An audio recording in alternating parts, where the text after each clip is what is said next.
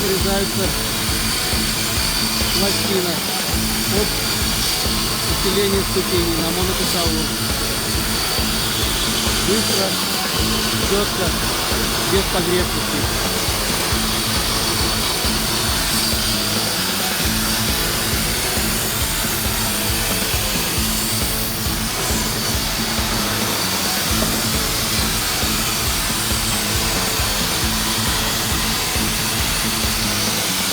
Вот такой маленький станочек, но очень дорогой.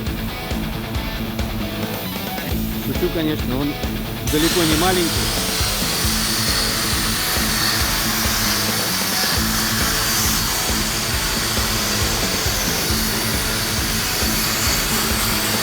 Компания Алинкаркас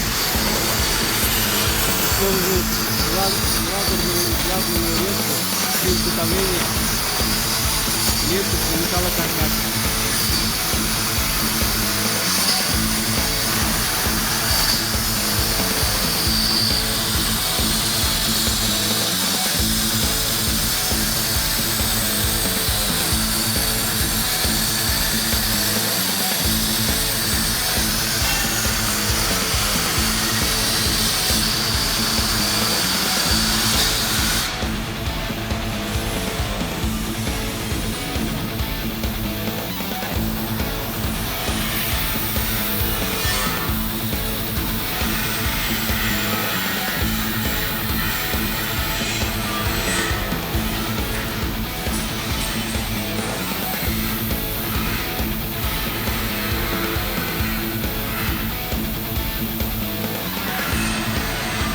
Процесс недолгий,